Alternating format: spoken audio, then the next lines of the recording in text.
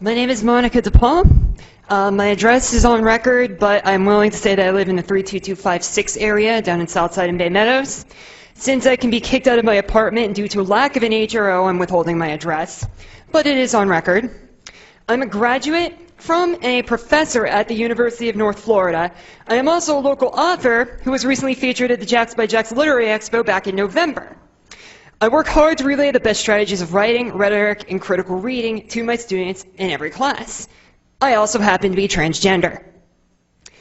Science has proven the legitimacy of my gender identity. A scan of my brain would show that it's near identical to that of any other woman.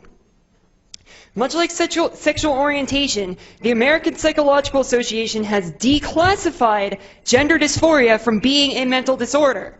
Like sexual orientation, having a different gender identity than what the doctor said I was when I was born has been scientifically proven to not be a choice.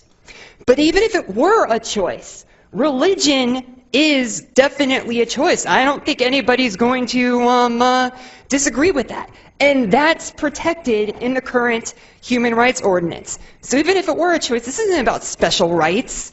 To even claim that is insane. These rights already exist for various groups, including religion.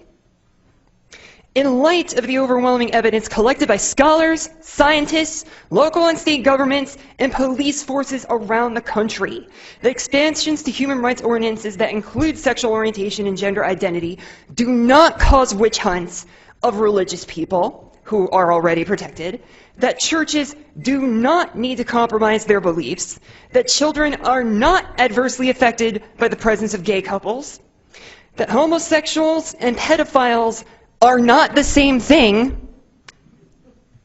Let me stress that enough. They are not the same thing. That animals do engage in homosexual behavior, that homosexuality has nothing to do with the bond between one's parents, that absolutely no increase of bathroom-related sexual assaults resulting from someone like me using a bathroom that I look like I belong in has ever happened, what do we really have to fear? Let's face it, I'd be totally out of place in a men's room, and I look awful in a men's suit. Transgender identities are not an in-the-moment feeling that male predators use to exploit rights in public accommodations. It's a lifelong identity that requires thorough approval from psychological and medical experts. Nobody molested me, I'm not a pedophile, and my parents fully accept me. In fact, UNF already has non-discrimination policies that include sexual orientation and gender identity, and the only bathroom incident, well, a transgender man was the victim.